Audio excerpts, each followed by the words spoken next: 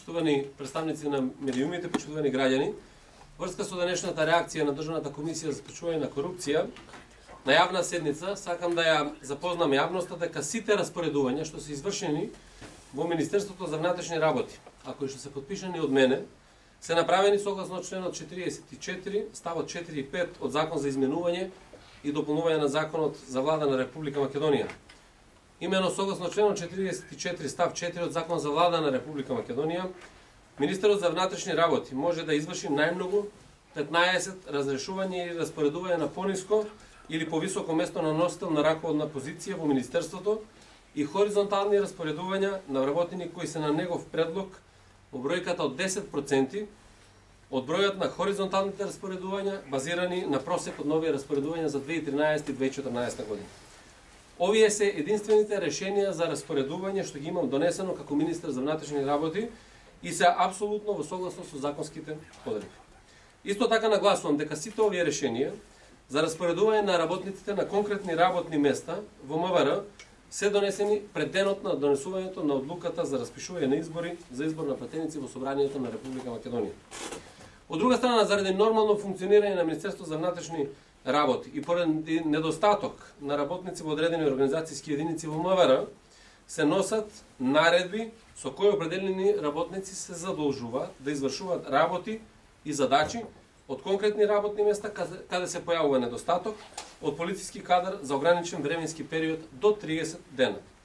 Наредбите не представуваат решение за распоредување и тоа е исклучиво законско право на Министерот за внатрешни работи, регулирано со член 153 и 154 од Законот за внатрешни работи.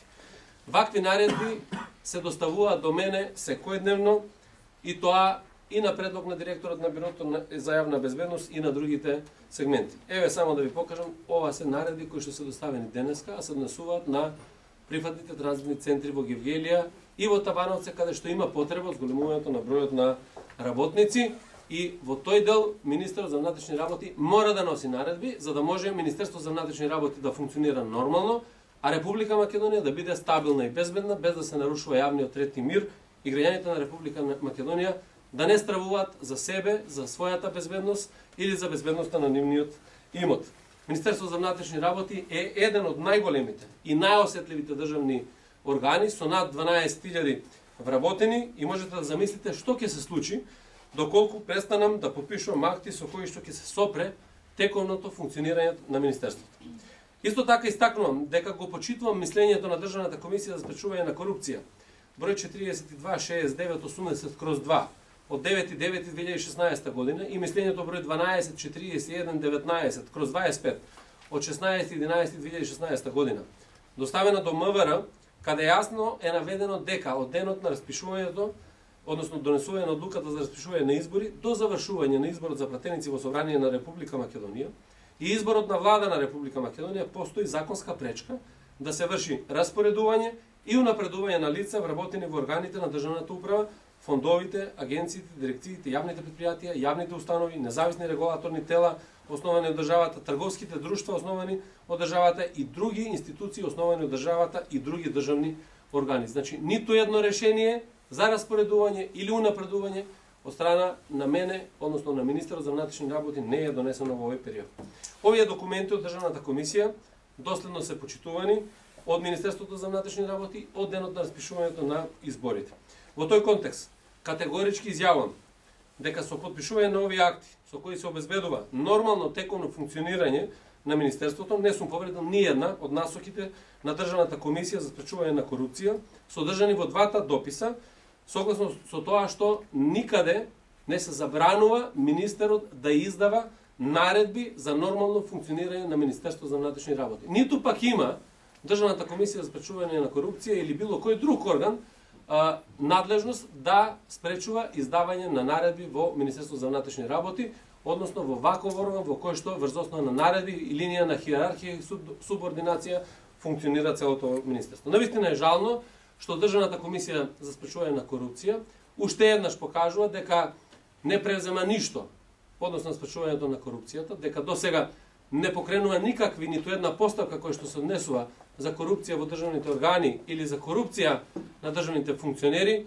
иако слушнав, имав прилика да видиме во колку случаи какви се коруптивни дејанија има направено, туку уште еднаш се покажува дека сега во време на избори се покажува како институција која што е партиска инсталација на партијата на власт, се со цел да на тој начин успее да манипулира јавноста, наместо да се занимава со надлежностите кои што им се дадени на членовите на Комисија за спречување на корупција, а ги финансираат граѓаните на Република Македонија преку даноци.